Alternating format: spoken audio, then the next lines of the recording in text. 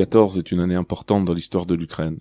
C'est la date où le mouvement de contestation violent appelé Euromaïdan a éclaté. Provoqué par la décision du président Viktor Yanukovych de suspendre l'accord d'association entre l'Ukraine et l'Union européenne et de se tourner vers l'aide financière russe. Le 22 février 2014, l'arrivée au pouvoir d'un gouvernement intérimaire non élu, dirigé par le pro-européen Alexander Tourchikov, déclenche dès le lendemain des mouvements anti-Maïdan dans la région du Donbass, mais aussi à Odessa, à Kharkiv, la seconde plus grande ville à l'est de l'Ukraine et sur la presqu'île de Crimée. Les manifestations anti-Maïdan évoluent en insurrection armée contre le nouveau gouvernement ukrainien pro-européen. Le 2 mai 2014, l'armée ukrainienne intervient. Elle y progresse jusqu'en juillet avant d'être stoppée, puis recule. La Russie est accusée de soutenir militairement les insurgés.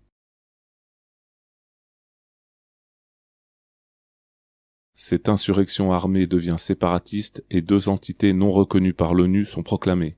La République populaire de Donetsk le 7 avril, puis la République populaire de Lougansk le 11 mai, qui seront reconnues par la Russie en février 2022. C'est dans ce contexte que Volodymyr Zelensky va effectuer son ascension politique en s'appuyant sur la notoriété qu'il a acquise avec la série télévisée Serviteur du peuple, diffusée à partir de 2015. Le sujet de la série est l'incroyable histoire d'un professeur qui devient président de l'Ukraine en agissant contrairement aux règles de la communauté politique intérieure.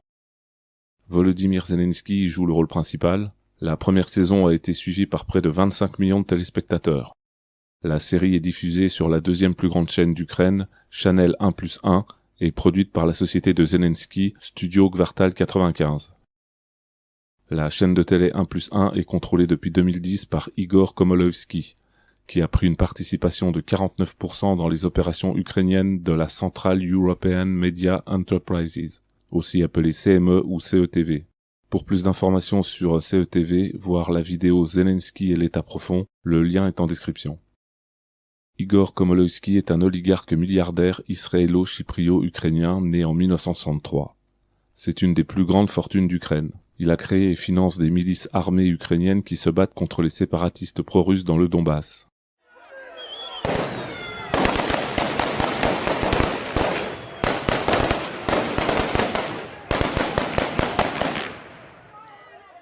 Komolovsky est le mentor de Zelensky. Il est aussi président de la communauté juive d'Ukraine et a fondé en 2011 l'Union juive européenne ou Parlement juif européen avec son ami Vadim Rabinovitch, qui est le cofondateur de Channel 1+1 et qui a fait 7 ans de prison pour fraude en 1984.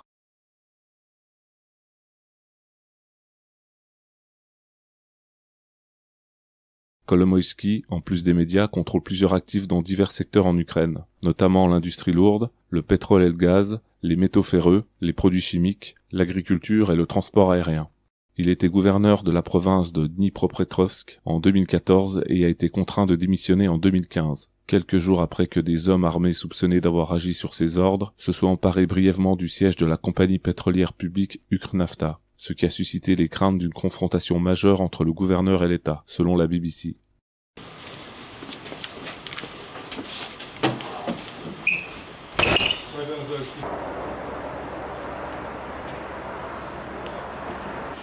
Kolomoïski était furieux après que la Cour d'arbitrage internationale de Londres ait décrété, conformément aux droits des sociétés ukrainiennes, que le fait qu'il était actionnaire minoritaire d'Ukhnafta, il lui était interdit de nommer les membres de la direction de l'entreprise. Для тебя Коломойского, надо увидеть. Мы освобождали здание Укртранснафта от русских диверсантов, которых захватили. А ты со своей свободой сидишь тут, и караулишь, как тёлка, своего неверного мужа. Igor Kolomoïski est le fondateur de Privatbank en 1992, la première banque privée commerciale du pays qui compte 20 millions de clients.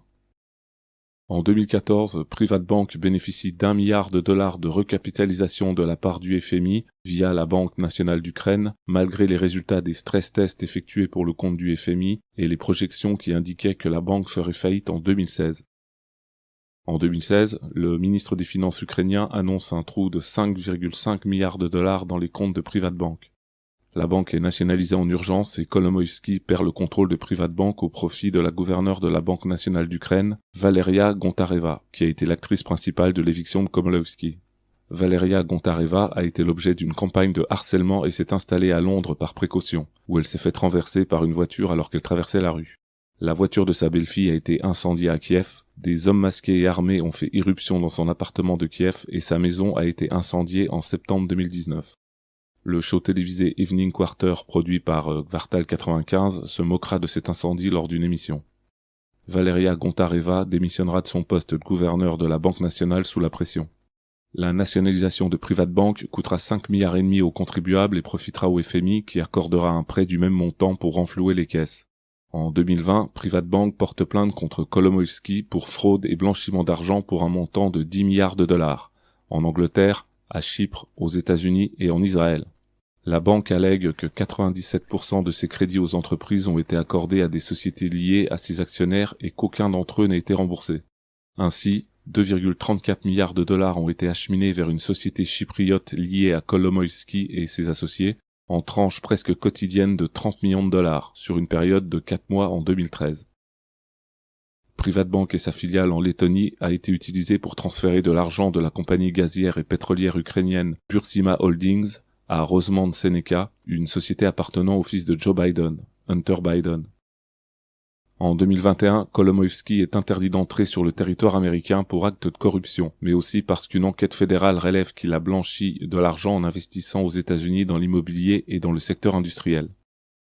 Kolomoïski est aussi accusé de trafic d'armes et son nom apparaît dans le dossier des Pandora Papers aux côtés de Volodymyr Zelensky. Il y a aussi des détails sur les liens entre Volodymyr Zelensky et l'oligarque ukrainien Igor Kolomoïski qui aurait payé jusqu'à 41 millions de dollars vers des sociétés offshore contrôlées par l'équipe Zelensky. Mais ça là pourrait être des paiements légitimes pour les productions audiovisuelles. On ne le sait pas, mais je vous rappelle qu'Igor Kolomoïski est soupçonné d'avoir défraudé l'Ukraine de plus de 5 milliards de dollars. Igor Kolomoïski s'exilera préventivement en Israël en 2016 suite au scandale Privatbank et reviendra en Ukraine en 2019 dès l'élection de Zelensky. C'est aussi en 2016 que Zelensky fonde un parti politique nommé Parti du changement décisif, un parti centriste attrape-tout. Le dirigeant est un certain Evgeny Yurdiga, diplômé de l'Université nationale technique d'Ukraine et ancien président du conseil étudiant. Fin 2017, le parti prend le nom de la série à succès Serviteurs du peuple.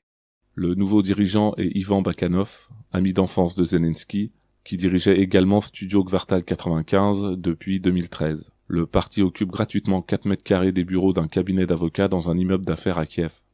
En 2018, le site Chesno, pourtant sponsorisé par la NED et donc la CIA, montre que Zelensky était déjà en campagne pour la présidence, car on voyait son visage dans les rues sur des affiches publicitaires pour une marque de bijoux, et que les membres de la direction de Serviteurs du Peuple sont directement liés à Kvartal 95. Ivan Bakanov sera nommé par Zelensky chef du SBU, le service de renseignement intérieur ukrainien, en août 2019.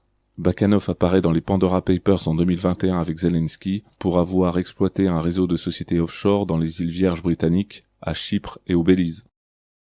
Maria Levchenko sera nommée assistante personnelle du président Zelensky. Maria Levchenko est la femme d'Alexander Gogliashvili, nommé vice-ministre de l'Intérieur en septembre 2019.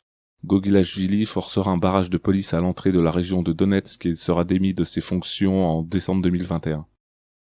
Sergei Trofimov deviendra premier chef adjoint du bureau du président en mai 2019 et se fera limoger en novembre 2020 suite aux mauvais résultats des élections locales. Un autre membre de Studio Kvartal 95, Sergi Sivoko, un producteur créatif, sera nommé au Conseil national de sécurité et de défense de l'Ukraine sur les questions de réintégration et de reconstruction du Donbass d'octobre 2019 à mars 2020. Le 31 décembre 2018, Zelensky se déclare candidat à la présidence sans aucun programme, mis à part vouloir nettoyer l'Ukraine de la cave au plafond des corrompus et stopper la mainmise des oligarques sur le pays. Fort de sa notoriété médiatique et du rejet des responsables politiques traditionnels par les Ukrainiens, et sans avoir fait un seul meeting, Zelensky gagne les élections présidentielles le 21 avril 2019 avec 73% des voix, face au président sortant Petro Poroshenko, qu'Igor Kolomoïski considérait comme son employé dans une interview accordée au Washington Post. Dès son arrivée au pouvoir et comme dans la série Serviteurs du peuple, Zelensky agit contrairement à la Constitution en nommant dès le lendemain Andrei Bogdan chef de l'administration présidentielle. Andriy Bogdan est l'avocat de Zelensky et de Kolomoïski, qu'il a notamment défendu dans l'affaire PrivatBank. Il a travaillé au gouvernement ukrainien sous la présidence de Viktor Yanukovych, destitué en 2014 suite au soulèvement de l'Euromaïdan. Une loi a été votée en septembre 2014 interdisant tout fonctionnaire ayant servi sous Yanukovych d'exercer des fonctions gouvernementales. Andriy Bogdan sera malgré tout maintenu comme chef de l'administration présidentielle jusqu'en février 2020. Zelensky viole une deuxième fois la Constitution en changeant la date de son investiture au 20 mai pour déclencher des législatives anticipées en juillet au lieu d'octobre. Le 21 juillet 2019, il obtient la majorité absolue de députés à la Rada, l'Assemblée nationale ukrainienne. Le 29 août 2019, le nouveau gouvernement est formé. On remarquera que le World Economic Forum, en plus d'avoir coopté le président Zelensky, a placé un autre pion dans le nouveau gouvernement.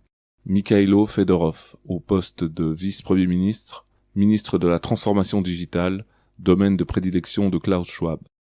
Zelensky garde 2 ministres du gouvernement précédent, avec lequel il disait pourtant vouloir rompre totalement. Le premier qui est maintenu est le ministre de l'Intérieur Arsen Avakov, nommé par le président Petro Poroshenko dès 2014, après la chute de Viktor Yanukovych. C'est Arsen Avakov qui a ordonné de créer en septembre 2014 un régiment du ministère des Affaires intérieures de l'Ukraine sur la base du bataillon Azov. Une milice néo-nazie foncièrement anti-russe et recevant l'aide financière d'Igor Kolomoïski. C'était peut-être une façon de remercier le bataillon Azov pour sa participation à la révolution Euromaïdan qui a fait plus de 80 morts. Selon Arsen Avakov, cette décision a été prise pour la haute discipline et la cohérence dans la lutte pour l'intégrité de l'État dans les territoires de l'Est. Le bataillon Azov et d'autres milices comme Right Sector, cofinancées par Kolomoïski, sont responsables d'actes de terrorisme sur les populations civiles dans le Donbass depuis 2014, ayant fait plus de 10 000 morts. L'armée ukrainienne y est aussi impliquée.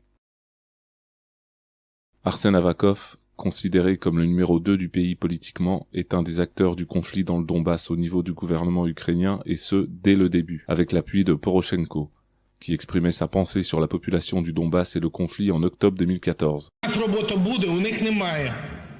У нас пенсії будуть, у них немає.